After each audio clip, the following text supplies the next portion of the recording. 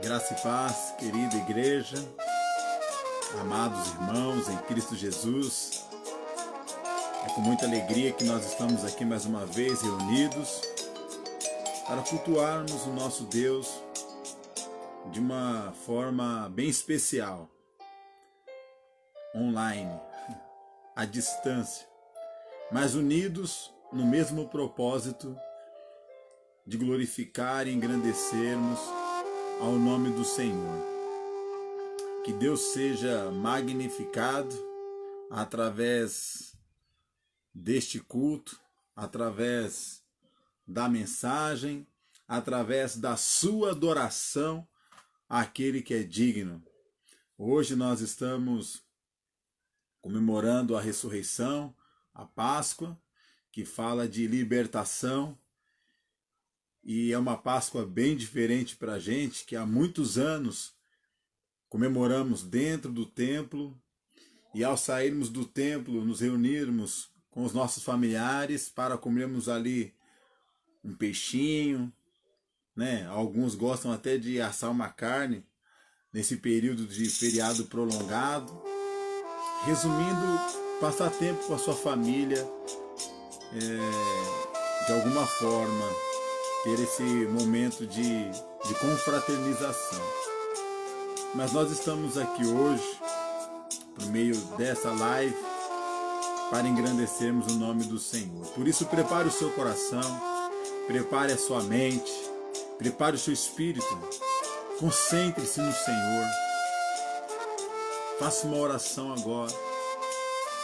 Vamos juntos orarmos, pedirmos ao Senhor que esteja presente neste culto. Senhor, em nome de Jesus, obrigado pelo sacrifício de Cristo na cruz do Calvário e principalmente pela sua ressurreição, Senhor. Muito obrigado. Obrigado porque Jesus é a nossa Páscoa, pois Ele nos deu liberdade. Liberdade de entrarmos, ó Deus, na Tua presença e falar contigo. E pedir e agradecer diante do Teu trono de graça,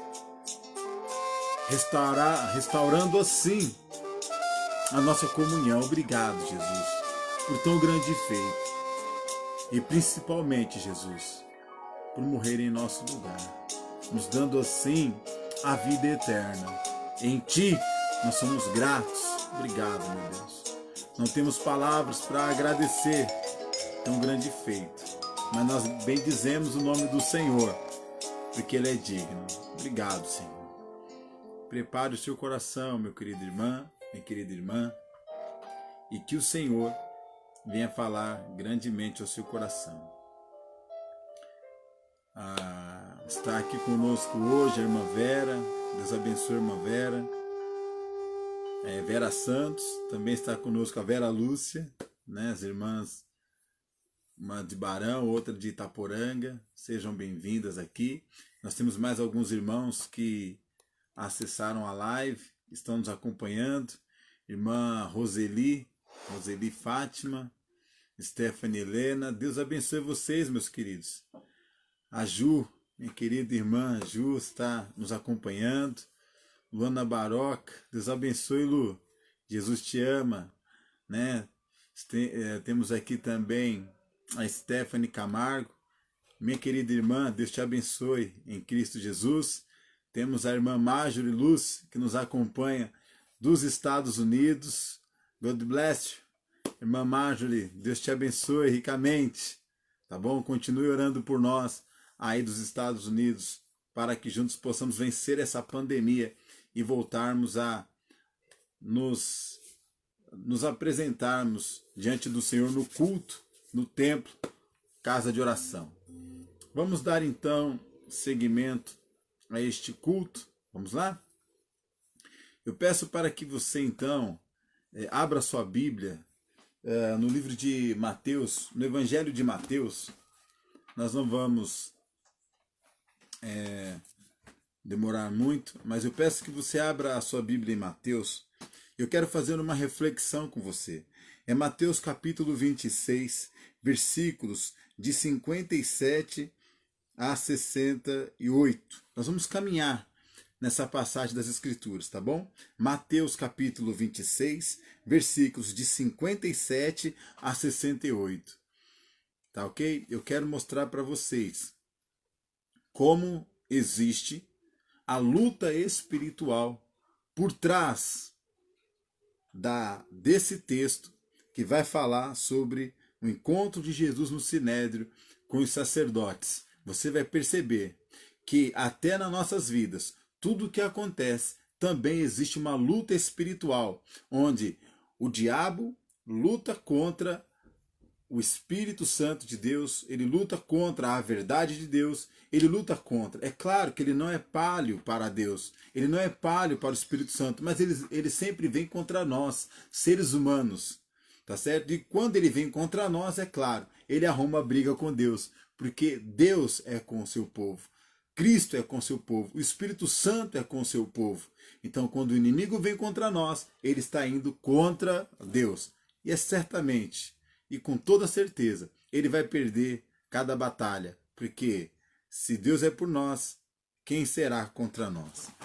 Muito bem, creio que você já acessou no seu celular, creio que você já abriu a sua Bíblia aí, em Mateus, por isso vamos ler o texto que diz o seguinte: Os que prenderam Jesus o levaram a Caifás, o sumo sacerdote, em cuja casa se haviam reunido os mestres da lei e os líderes religiosos. E Pedro seguiu de longe até o pátio do sumo sacerdote.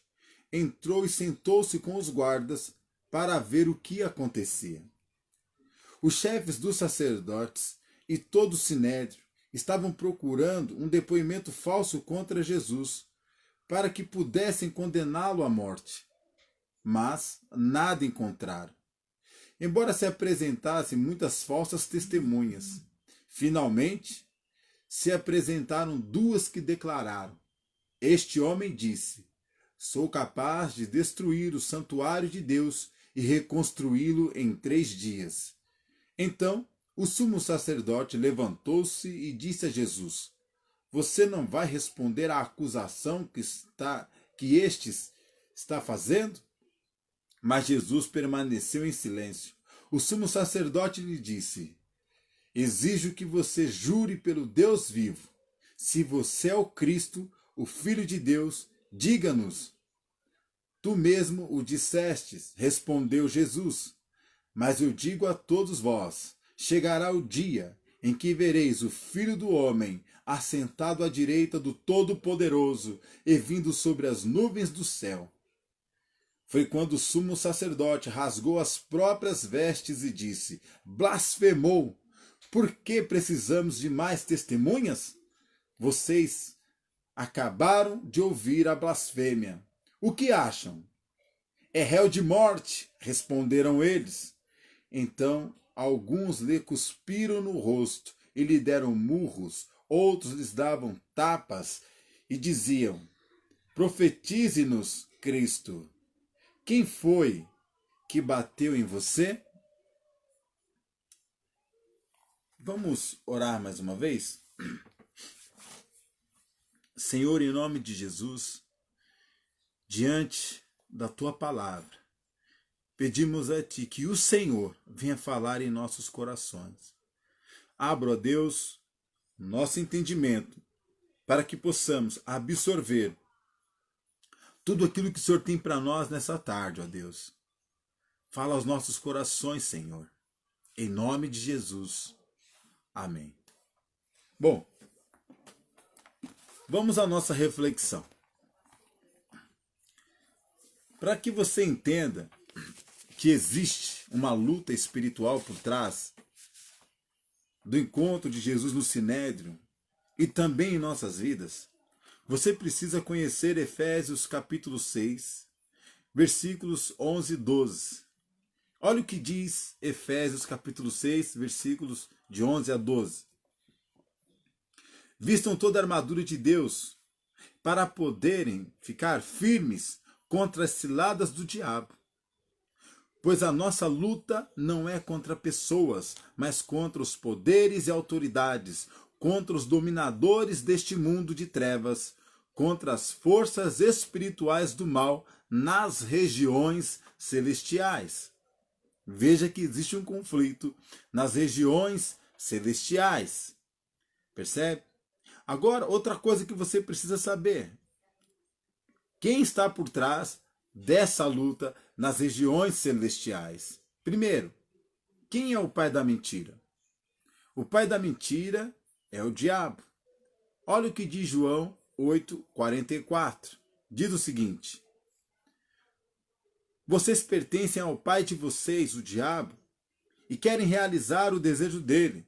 Ele foi homicida desde o princípio e não apegou-se à verdade, pois não há verdade nele.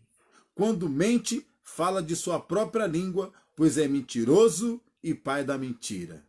Logo, o pai da mentira é o diabo. Então, nas regiões celestiais, nós percebemos que o diabo está atuando e na sua atuação ele mente. Por que ele mente? Para enganar. E um dos significados do seu nome é enganador. Satanás, enganador. Diabo, adversário. Adversário de quem? Nós. Com o intuito de nos atrapalhar na jornada, nos embaraçarmos nesta vida. Com esse intuito que ele vem nos atrapalhar. Por isso que é necessária a intervenção divina para que possamos caminhar e andarmos com Jesus. Porque o diabo ele vai pleitear, ele vai brigar contra nós. Então ele é o pai da mentira. É uma de suas ações contra a humanidade, é mentir. Lá no Jardim do Éden, ele mentiu para Eva. Ele distorceu a verdade. E nós vamos vê-lo agora, distorcendo a verdade, justamente no julgamento de Cristo. Ele está ali. Ele está por trás de tudo isso e nós vamos encontrá-lo. Outro ponto que nós devemos observar, que existe uma luta espiritual por trás do que vai acontecer com Jesus, como também o que acontece conosco, está escrito em João 14,6. Então eu te pergunto, quem é a verdade? A resposta está em João 14,6, que diz: respondeu Jesus: eu sou o caminho, a verdade e a vida. Ninguém vem ao Pai a não ser por mim. Glória a Deus. Quem é a verdade? Jesus. Quem é o pai da mentira? Satanás. Pegaram? Satanás é o pai da mentira. Ele é o enganador. Ele vem para nos atrapalhar. Ele é maldito, amaldiçoado para sempre. Mas Jesus é a verdade. E é nessa verdade que nós precisamos embasar as nossas vidas. É nessa verdade que nós devemos nos apropriarmos para podermos caminhar focados em Cristo. Então vamos agora ao Sinédrio. Olha o que diz Mateus, capítulo 26, versículos de 57 a 68, para você que está chegando agora. Tá ok? Vamos refletir juntos aqui. Primeiro, onde nós encontramos a ação maligna nesse texto? No versículo 59, os chefes dos sacerdotes e todo o sinédrio estavam procurando um depoimento falso contra Jesus para que pudessem condená-lo à morte. Veja, um testemunho falso, ou seja, eles queriam uma mentira, para que por meio dessa mentira eles pudessem condenar Jesus à morte. Porque Jesus, o Cordeiro, sem pecado, de que maneira eles poderiam condená-lo? Não podiam. Não tinham razões para condenar a Jesus. Mas eles estavam procurando uma mentira, um falso testemunho capaz de que, através desse falso testemunho, eles pudessem condenar Jesus à morte. Então eles vêm com força. As testemunhas começam a falar, começam a dar falso testemunho, mas parece que elas não são muito convincentes. E eles ainda continuam o julgamento, continuam observando as atitudes de Jesus e ouvindo as testemunhas. E no versículo 60, diz o seguinte: mas nada encontraram. Olha aí, nada encontraram. É fato, não iriam encontrar mesmo. Por quê? Porque Jesus nunca pecou, nunca falhou. Jesus é perfeito, é santo, santíssimo. Tá certo?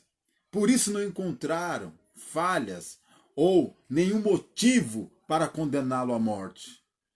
Nem muito menos essas testemunhas encontraram base forte para poder falar contra Jesus.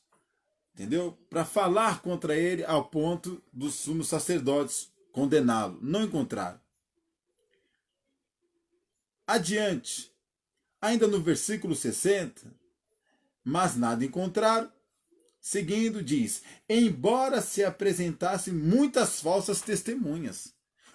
Olha, irmãos, não foram poucos testemunhas, poucos testemunhos ou poucas testemunhas que foram ali para falar contra o mestre, para condenar o mestre. Foram muitas testemunhas. Mas até então, nada era convincente para poder condenar Jesus. Por isso era necessário várias falsas testemunhas, várias e várias. Mas o argumento fraco, os sumos sacerdotes, ali Caifás, os mestres da lei, os líderes religiosos que ali estavam, não achava base suficiente. Mas, finalmente, versículo 60 ainda, se apresentaram duas testemunhas. Agora vem, duas testemunhas. Por que duas testemunhas? Porque para Moisés, quando alguém fosse falar contra uma outra pessoa, era necessário duas testemunhas. E chega ali duas testemunhas. E o versículo 61 diz que eles declararam o seguinte: este homem disse: sou capaz de destruir o santuário de Deus e reconstruí-lo em 3 dias. E agora, irmãos? Jesus falou isso ou não falou? Irmãos, Jesus falou. Jesus falou que poderia sim destruir o templo e reconstruir em 3 dias. Mas veja bem, eles tiraram essa fala de Jesus do contexto. E esse contexto está em João capítulo 2, versículos 19 e 21, que diz o seguinte: destruirei, Jesus disse: destruam este templo e eu o levantarei em 3 dias. Os judeus responderam: este templo levou 46 anos para ser edificado, e o Senhor vai levantá-lo em 3 dias? Mas o templo que ele falava era o seu corpo. Essas são as verdadeiras testemunhas. João, uma verdadeira testemunha. E ele diz que Jesus estava falando do seu próprio corpo e não do santuário de Deus. Então veja que nesse versículo, eles distorceram a palavra de Jesus e disseram que Jesus havia dito: olha, esse homem disse: sou capaz de destruir o santuário de Deus e reconstruí-lo em 3 dias. Mentira! Isso é uma falácia, é uma meia-verdade. Jesus não disse o santuário de Deus, ele disse: destruirei este templo, se referindo a ele. A ele. Ou seja, se vocês destruírem o templo, fazendo referência a ele, ele ressuscitaria ao terceiro dia. Isso que Jesus quis dizer. Mas veja bem, o inimigo atuando aqui, distorcendo a verdade.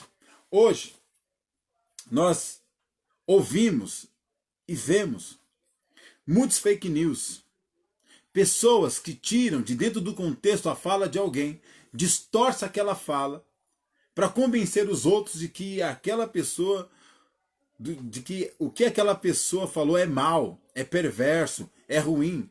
Distorcer a palavra e construir uma falácia, uma meia-verdade, é uma fake news. Se é uma fake news, é mentira. Se é mentira, é do diabo, irmãos. É do diabo. Nós não podemos distorcer as palavras das pessoas. E nem muito menos acreditar naquilo que nós vemos e ouvimos nas redes sociais sem pesquisar o contexto. Nós não precisamos e nem podemos divulgar notícias sem antes percebermos que essas notícias são de fato verdadeiras.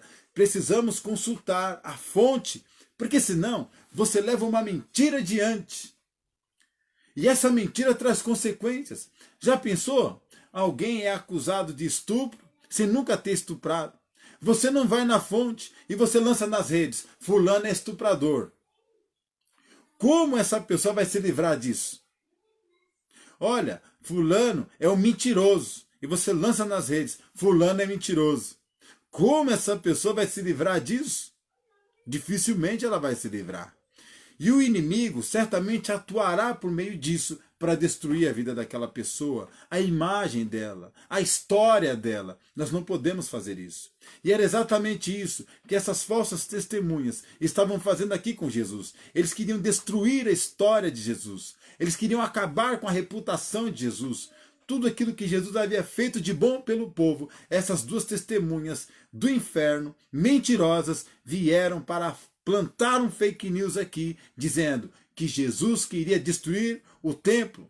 Ora, o templo era muito sagrado para os judeus. E qualquer um sabia que qualquer ofensa contra o templo seria condenada à morte, lançado para fora da cidade. Eles sabiam. E Jesus não sabia? Claro que sabia. Então, se o templo era algo sagrado para os judeus e eles entendiam que estavam cumprindo as ordenanças de Moisés, Jesus não iria contrariar. Porque Jesus não contraria o Pai, nem o Filho, nem o Espírito Santo. Eles são um em comunhão, em perfeição. A Trindade funciona em perfeita comunhão. Não há falha em nenhum deles. E nunca houve e nunca haverá falha em nenhum deles. Por isso, é uma mentira, uma afronta fora de contexto, gerou um pretexto para criar-se aqui argumentos para condenar Jesus.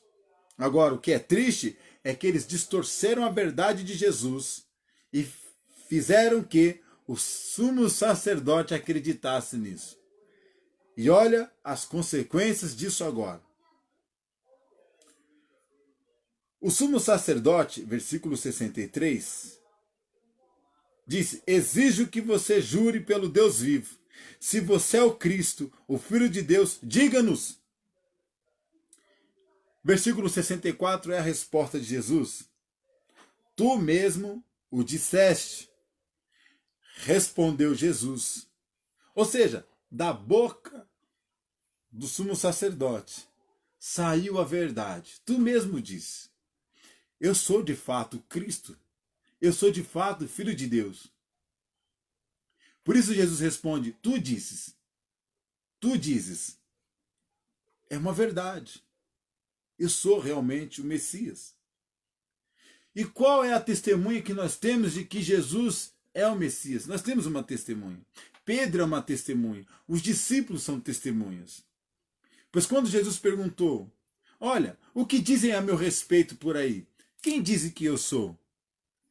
Pedro imediatamente disse: tu és Cristo, o Filho do Deus vivo. E Jesus disse: bem-aventurado é você, Simão Pedro, Porque essas palavras foram reveladas a você pelo Pai. Deus revelou a Pedro, naquela hora, que Jesus era o Cristo, o Filho do Deus vivo. Então essa testemunha é válida, é verdadeira. Então aqui há verdade. Então veja o conflito. O inimigo por meio da mentira e Cristo, que é a verdade, se conflitando aqui. A verdade e a mentira entrando em conflito com frequência. Vieram falsas testemunhas mentindo.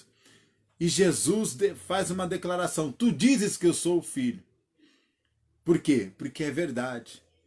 E Deus revelou a Pedro que Cristo é o Filho ungido de Deus. Tá certo? Glória a Deus por isso. A mentira e a verdade em conflito aqui. E Jesus ainda diz: chegará o dia em que vereis o Filho do Homem assentado à direita do Todo-Poderoso e vindo sobre as nuvens do céu. Glória a Deus! Glória a Deus! Essa declaração de Jesus nos diz que ele é divino. Essa é a deidade de Cristo. Somente Deus pode ir e vir. E sendo ele o próprio Deus, o Deus encarnado, Deus homem, Deus homem, ele tem poder de ir e vir. Ir e vir. Ele diz: eu vou voltar.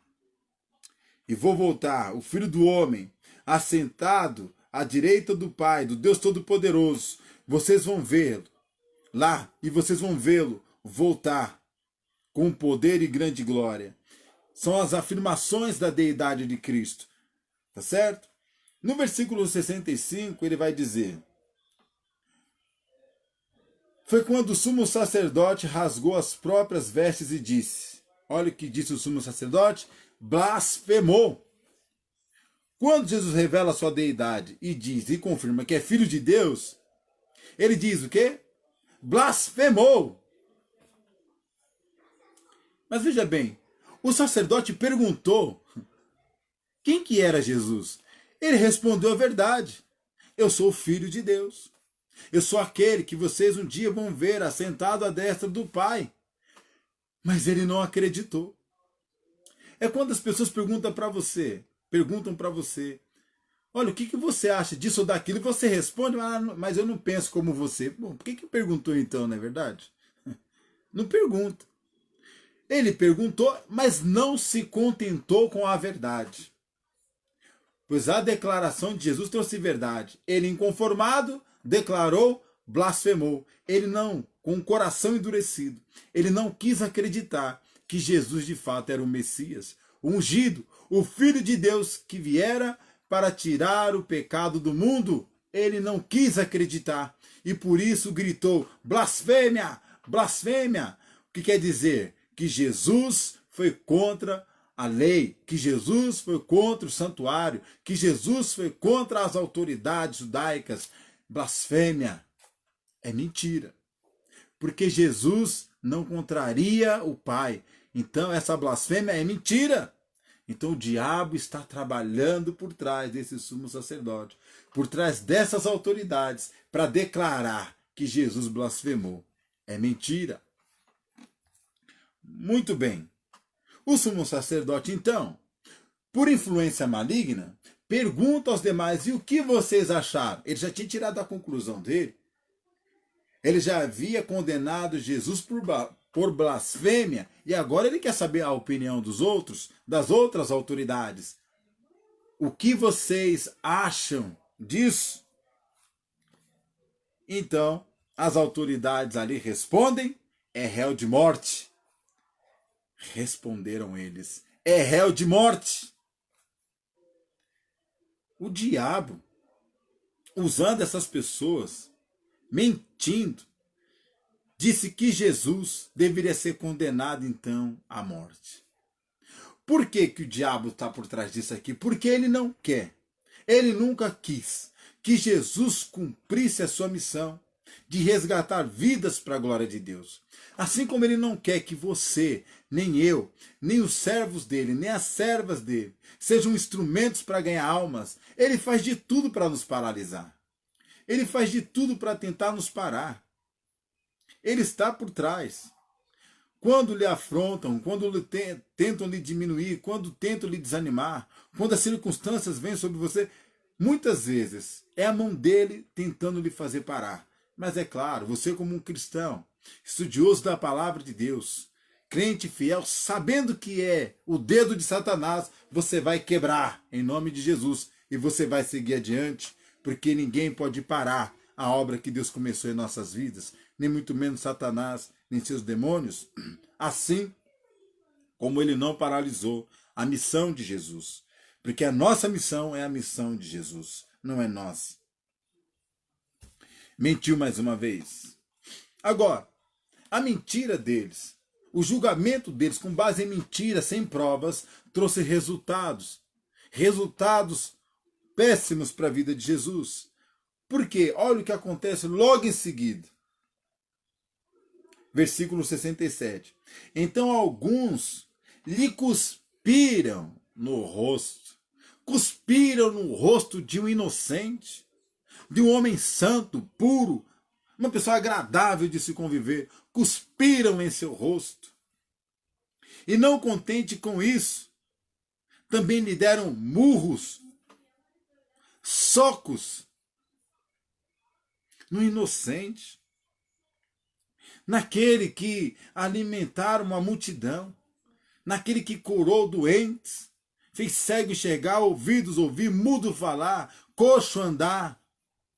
Eles esmurraram o santo, o Filho de Deus. E não contente ainda, eles também lhe davam tapas.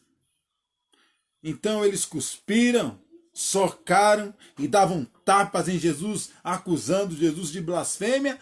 Tudo por causa do quê? Daquela fake news, daquela mentira, daquelas duas testemunhas dizendo que Jesus iria destruir o santuário de Deus. Mentira! Jesus estava falando de si. Ele como templo, que se destruíssem esse templo, falando dele, ele reergueria o templo em 3 dias, ou seja, ressuscitaria ao terceiro dia.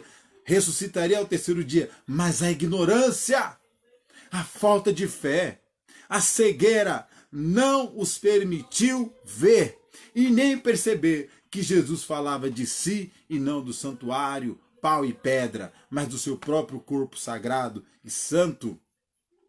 Então eles esmurraram Jesus, prenderam Jesus e arrastando Jesus por meio da multidão, levaram Jesus a julgamento, levaram Jesus até Pilatos, porque uma autoridade romana era a única que podia ali condenar uma pessoa à morte.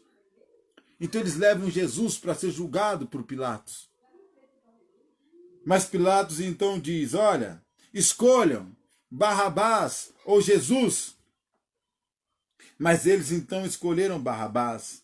Então Pilatos diz, então vou mandar açoitar Jesus. Açoitem Jesus. E o entregou para ser crucificado.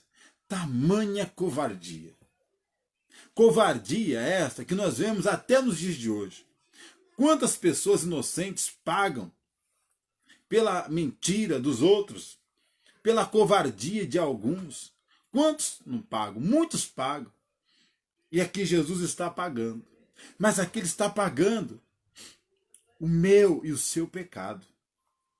Quando nós mentimos, enganamos, nos prostituímos, quando nós nos desviamos da verdade, quando nós andávamos na escuridão da noite, das trevas, obedecendo e servindo a Satanás, estávamos fazendo a vontade do inimigo. Então Cristo veio para pagar pelos nossos pecados. Então os nossos pecados começaram a recair aqui sobre ele. Por isso ele foi esbofeteado, cuspido, levou pontapé, soco, e ele foi açoitado e depois crucificado por causa do meu e do seu pecado. E por causa da mentira, do envolvimento de Satanás com a incredulidade daqueles que não querem Jesus, que não querem nada com Deus. Infelizmente, os soldados zombaram de Jesus. És tu, Messias? salva-te a ti mesmo. Eles zombavam de Jesus, desacreditando de Jesus, levaram para que Jesus fosse crucificado. Depois, o crucificaram sem dó e nem piedade. A instrumentalidade romana, a cruz, criada para condenar uma pessoa, é um instrumento perverso, cruel, criado em sua época, onde, quando se falava de crucificação, muitos morriam antes da chegada da crucificação, porque não aguentavam tamanha tortura, não aguentavam chegar no Gólgota, não aguentavam chegar no lugar da crucificação, morriam no caminho. Mas Jesus, para cumprir a missão, ele calado foi, com a verdade em seu coração, sabendo que estava fazendo a vontade do Pai, ele não desistiu, ele caminhou, ele sofreu, ele se arrastou, mas ele foi. Poderia ter quebrado a cruz? Poderia, mas não o fez. Poderia ter derrotado aqueles soldados? Poderia, mas não o fez. Poderia ter derrotado os sumos sacerdotes, os doutores da lei, as autoridades judaicas? Poderia, mas ele não o fez. Por quê? Porque o diabo estava provocando para ele fazer tudo isso. Mas Jesus sabia que a vitória estava depois que ele passasse pela cruz. Jesus sabia que a vitória estava por vir depois que ele passasse por todo aquele sofrimento. Por isso ele não desistiu. E era o que o diabo queria.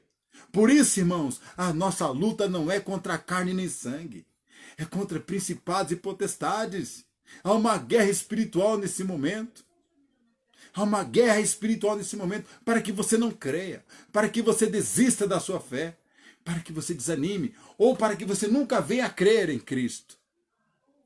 Cuidado, o inimigo pode estar trabalhando por trás disso, mas fique firme na fé, caminhe, siga adiante, vamos avante com Cristo, pois na cruz ele venceu. E ali na cruz, crucificado, diz a palavra de Deus em Mateus 27, versículo 45, que houve trevas sobre toda a terra, do meio-dia às 3 horas da tarde. E Jesus bradou em alta voz, Eloi, Eloi, lama sabachthani, que significa, meu Deus, por que me abandonaste? Olha, quantos de nós, por falar a verdade, já nos sentimos assim, abandonados. Parece que as pessoas que mentem têm vantagem, saem no lucro. Parece que as pessoas que mentem estão sempre à nossa frente. E muitas vezes nós nos sentimos para trás. É como nós sentíssemos a sensação de que Deus tivesse nos abandonado. Mas fato é que Deus não abandonou Cristo na cruz.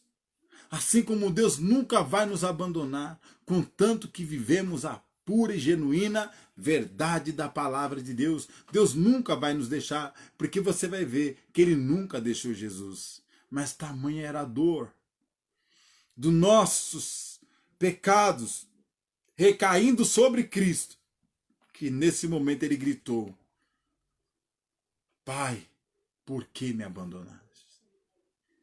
Mas o Pai nunca o abandonou.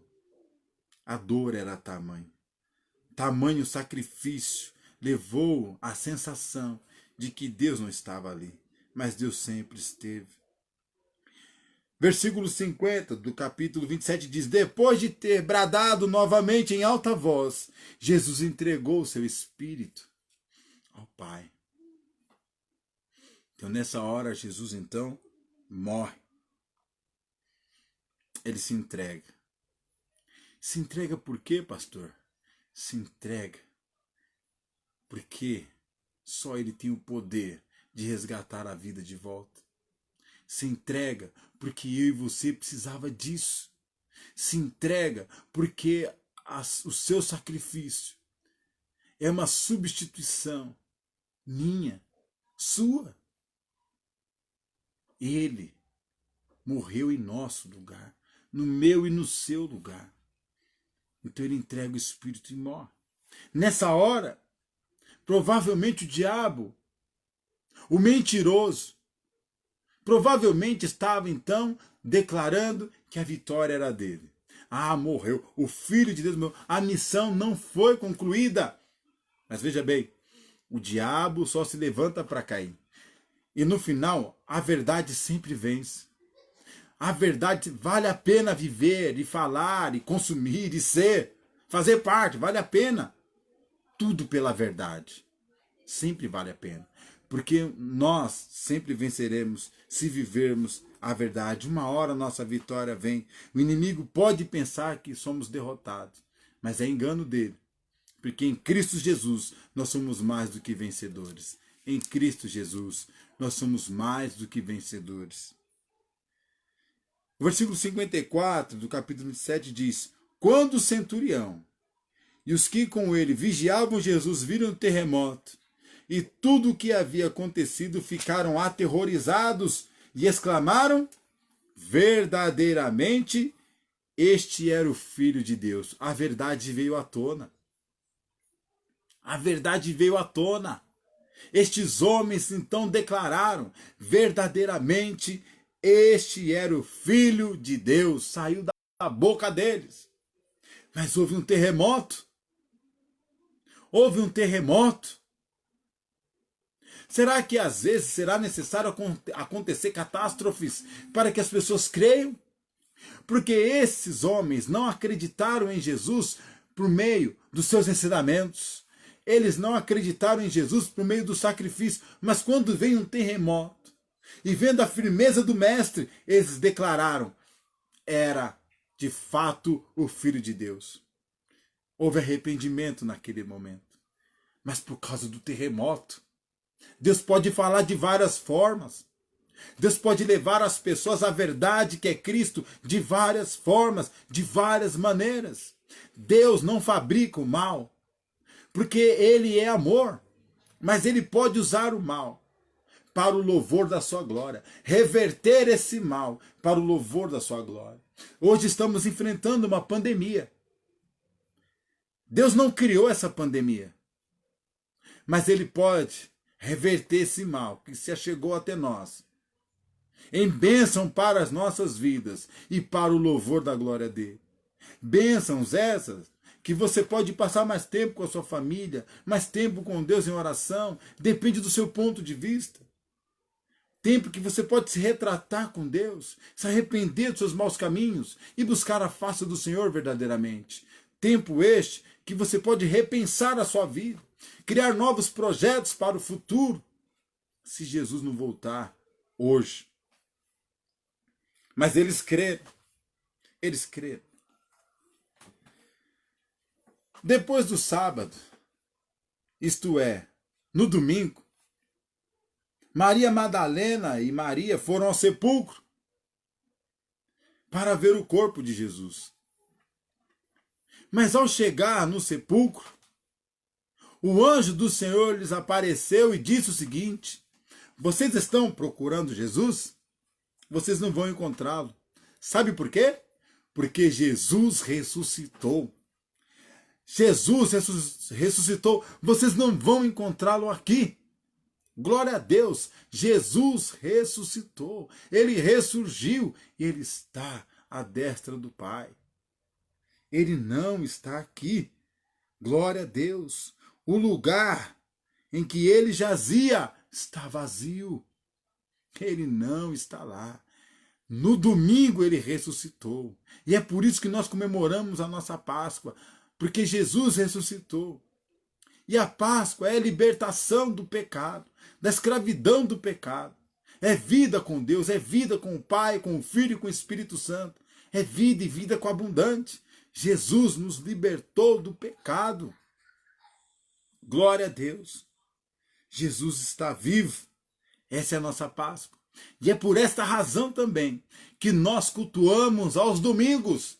Porque foi no domingo, ao terceiro dia, que Jesus ressuscitou. Agora percebe que a verdade está prevalecendo? Ele diz: destruam este templo, mas eu reerguerei ao terceiro dia. E eles destruíram o templo, que é Cristo. Mas ao terceiro dia, Cristo ressuscitou para a glória de Deus. Um tapa na cara da mentira. Glória a Deus. A verdade sempre vai prevalecer. Jesus é a verdade. Pois ele diz: eu sou o caminho, a verdade e a vida. Ninguém vem ao Pai a não ser por mim, disse Jesus. E para finalizar, a batalha continua. A batalha continua, meus queridos. No capítulo 28, você percebe que o inimigo de nossas almas ainda atua para tentar desvirtuar o povo da palavra de Deus, de tirar a atenção do povo com relação a Cristo e a sua palavra. Depois que Jesus havia ressuscitado, no capítulo 28, versículo 12, você vai ver a mentira de novo aparecendo em cena. Olha o que diz o texto. Quando os chefes dos sacerdotes se reuniram com os líderes religiosos, elaboraram um plano. Olha só. Um plano maligno. Um plano com base em mentiras. Olha o que eles vão dizer. Deram aos soldados grande soma de dinheiro, propina. Compraram o caráter desses homens. Grande soma de dinheiro, dizendo-lhes: vocês devem declarar o seguinte: os discípulos dele vieram durante a noite e furtaram o corpo enquanto estávamos dormindo. Se isso chegar aos ouvidos do governador, nós lhe daremos explicações e livraremos vocês de qualquer problema. Não é para confirmar que Jesus ressuscitou dentre os mortos. Digam ao povo que os discípulos dele vieram aqui e roubaram o corpo de Jesus. O que o diabo queria com isso? Dizer para os judeus que Jesus não havia ressuscitado.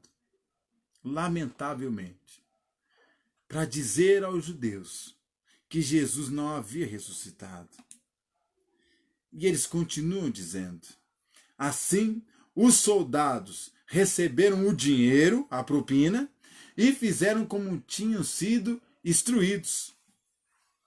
Instruídos pelos sumos sacerdotes. Mas quem está por trás da mentira? O diabo, mais uma vez. E esta versão se divulgou entre os judeus até o dia de hoje. Ou seja, muitos judeus não acreditam que Jesus era o Messias, que nem muito menos ele ressuscitou ao terceiro dia. Por quê? Porque a mentira tomou conta daquele lugar. Infelizmente. A mentira tomou conta daquele lugar. Veja, o inimigo trabalhando arduamente para que as pessoas não se convertam dos seus maus caminhos. Pagaram os soldados para mentir a respeito da ressurreição. E essa mentira se disseminou entre os povos. Mas a verdade não ia deixar barata. A verdade não ia deixar por isso mesmo. Jesus, sendo a verdade, ele aparece aos seus seguidores. Glória a Deus. E olha a missão que ele dá aos seus seguidores, a mim e a você. Olha a missão que ele deu. Por isso, Jesus apareceu aos seus discípulos e, se aproximando, disse: foi-me dado toda a autoridade nos céus e na terra. Mateus 28, versículos 19 ao 20, diz: portanto, vão e façam discípulos de todas as nações, batizando-os em nome do Pai, e do Filho, e do Espírito Santo, ensinando-os a obedecer a tudo que eu ordenei a vocês. A verdade foi revelada a nós, e nós precisamos levar essa verdade aos quatro cantos desse mundo, acabar com a mentira de que existem outros caminhos para se chegar a Deus, quando na verdade o único caminho para se chegar a Deus é Jesus Cristo, pois ele declarou: eu sou o caminho, a verdade e a vida. Ninguém vem ao Pai a não ser por mim. João 14,6. Agora, eu e você temos a missão de levar a verdade, que é Cristo, a todos aqueles que ainda não o conhecem. Por quê? Porque Jesus ressuscitou. Ele veio para nos trazer o reino de Deus. E o reino de Deus foi plantado em nossos corações. Estamos sendo preparados para reinar com Deus, com Cristo para sempre. E essa mensagem de salvação precisa chegar ao coração daqueles que ainda não conhecem a Jesus.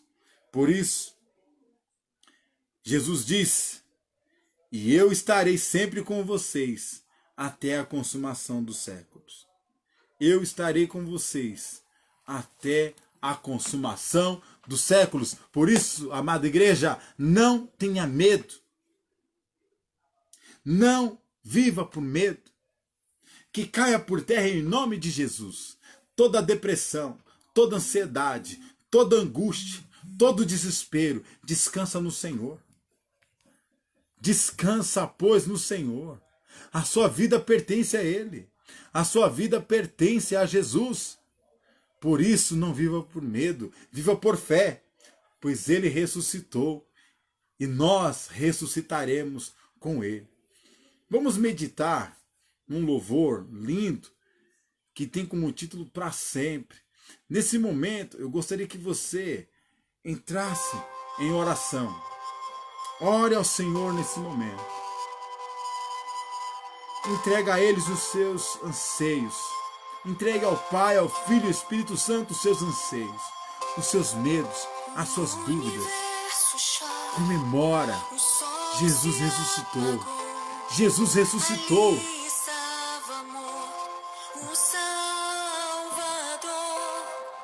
Seu corpo lá na cruz, seu sangue derramou. Jesus derramou seu sangue por nós. O peso do pecado. Ele levou sobre si os nossos pecados. Glória a Deus, porque a verdade sempre vence. A verdade é Jesus Cristo. Obrigado, Pai, por essa verdade. Glória a Deus, Senhor. Essa sensação que Jesus sentiu, nós também sentimos. Mas o fato é que Cristo nunca nos abandona. Assim como Deus nunca abandona, o Filho também nunca nos abandona.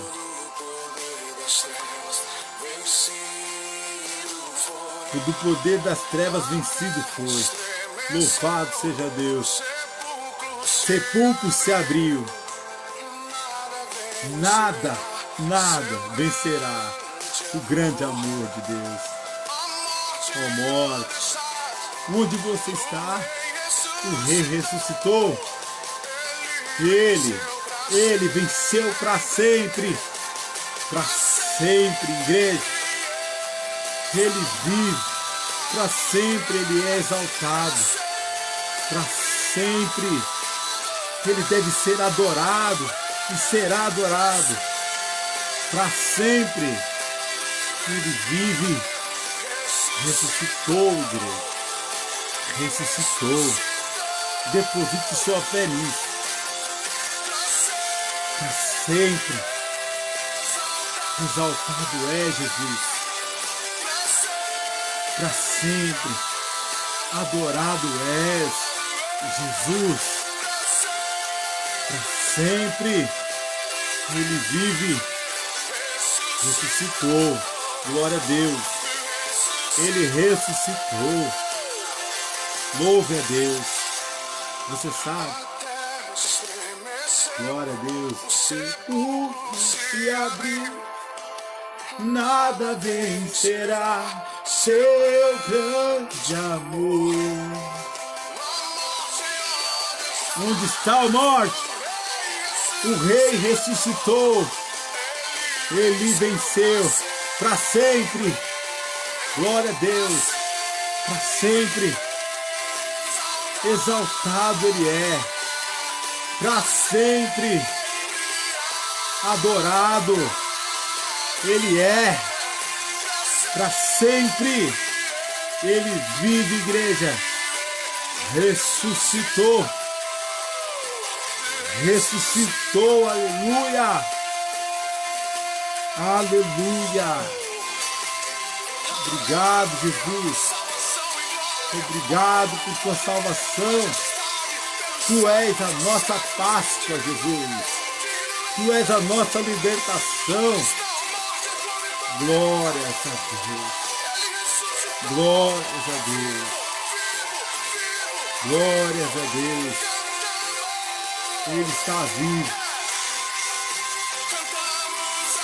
Cante aleluia, igreja. Nós cantamos aleluia. Cantamos aleluia. O Cordeiro venceu. Cantamos aleluia. Cantamos aleluia. Cantamos aleluia. O Cordeiro venceu. Glória a Deus. Nós cantamos aleluia. Cantamos aleluia. Cantamos aleluia. O Cordeiro venceu. E com ele nós venceremos. Com ele nós somos mais do que vencedores. Com ele nós temos a vitória garantida na cruz. Com ele, glória a Deus. Glória a Deus. Não tema. Não tema. Não se desespere agora. Não desanime agora. Para sempre. Ele é exaltado, adorado para sempre. Para sempre, Jesus. Ele vive. Creia. Ele ressuscitou ao terceiro dia. Ele ressuscitou ao terceiro dia. Louvado seja Deus. Creia. Ele ressuscitou ao terceiro dia. Glória a Deus por isso. Louvado seja o nosso bom e poderoso Deus por sua ressurreição. Amém, igreja? Nesse momento, eu quero orar por você, orar por aqueles que ainda não entregaram suas vidas a Jesus. E nesse momento, eu te convido a fechar os olhos se você puder. Eu sei que você está na sua particularidade aí. Mas se sentir de fechar os seus olhos, ou se não puder, coloque a mão no seu coração nesse momento. Dessa forma que eu estou fazendo. Você que ainda não entregou sua vida a Jesus, não perca mais tempo. Ele ressuscitou para te dar vida. Para te dar a vida com abundância. Não desperdice essa oportunidade. Se você quer entregar a sua vida a Jesus, repita comigo esta oração que eu vou fazer agora. Repita comigo. Senhor Jesus, perdoa os meus pecados. Escreve meu nome no livro da vida, para que eu venha habitar contigo, Senhor, eternamente. Hoje, Jesus, eu ouvi a tua mensagem e eu creio na tua existência, que o Senhor morreu pelos meus pecados, mas que ressuscitou ao terceiro dia para me conceder o perdão. Por isso, Jesus, perdoa todos os meus pecados, porque nesta tarde eu te recebo como único e suficiente Salvador da minha vida. Jesus, obrigado por confortar o meu coração e me dar a tua paz.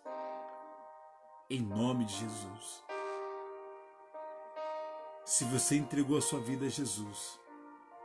Deixe nos comentários o seu primeiro nome. Eu quero continuar orando por você.